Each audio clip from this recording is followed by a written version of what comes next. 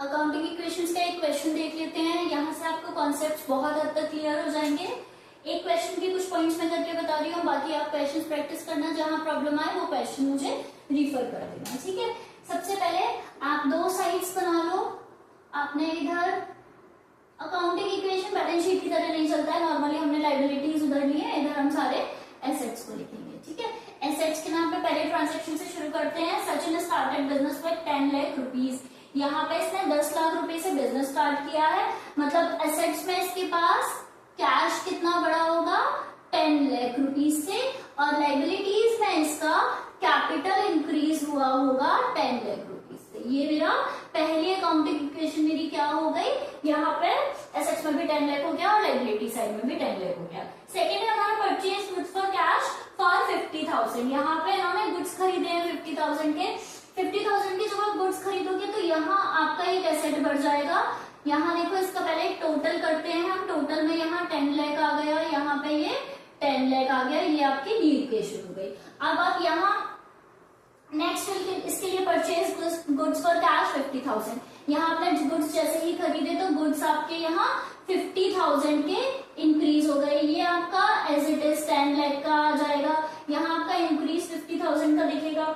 Then आपका capital as it is 10 lakh का आएगा।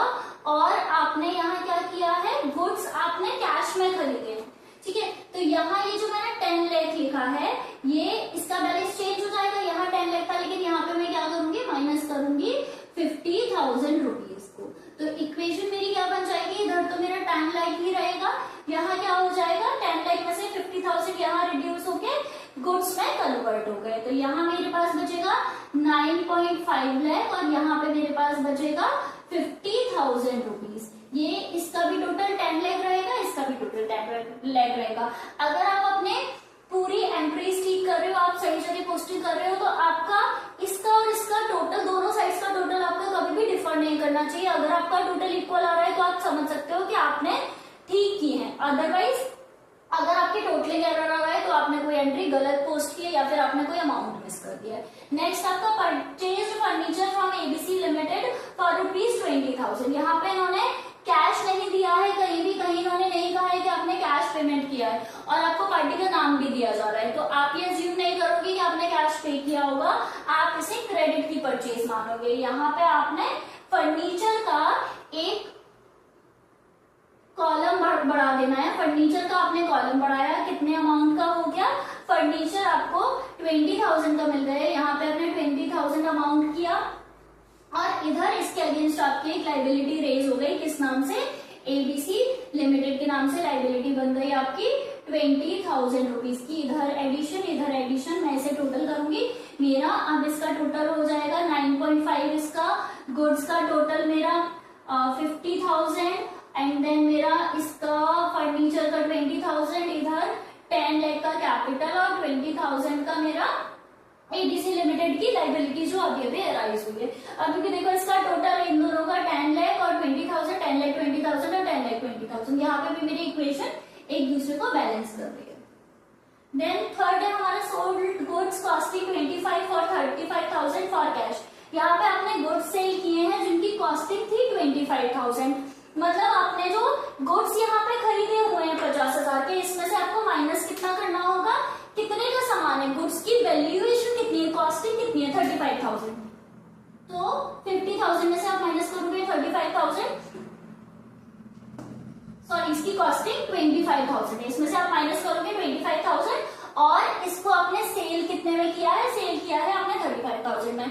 अब सेल दो तरह से किया होता है, या तो कैश में किया होता तो कैश इंक्रीज हो जाता, ये हमने ये कैश में ही किया है तो डायरेक्ट हम अपने कैश में इंक्रीज कर देंगे, कितना 35,000। ये 9,50,000 में मैंने 35,000 ऐड करने हैं, ये 25,000 का यहाँ रिडक्शन आया। अब देखो 25,000 के गुड्स थे, 35,000 में बेच दिए, तो इसमें आपकी कॉस्ट में और सेलिंग प्राइस में डिफरेंस है। ये डिफरेंस आपका क्या है, यही आपका प्रॉफिट। और हमने पिछली क्लास में क्या देखा था कि जो हमारा प्रॉफिट और लॉस होता है उसे हम डायरेक्ट कैपिटल में ऐड कर देते हैं। तो ये 10,000 रुपीज मैं यहाँ 10 लाख में ऐड कर दूंगी।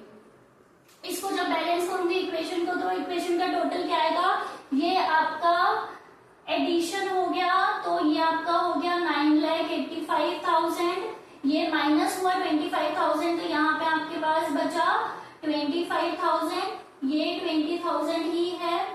यहाँ पे 10 लाख में 10,000 और बढ़ गया तो 10 लाख 10,000 हो गया, और ये हो गया 20,000। तो ये अब आप पे करोगे एबीसी लिमिटेड को, ये जो आपकी एक लाइबिलिटी है आप इसे पे कर दोगे कैश में।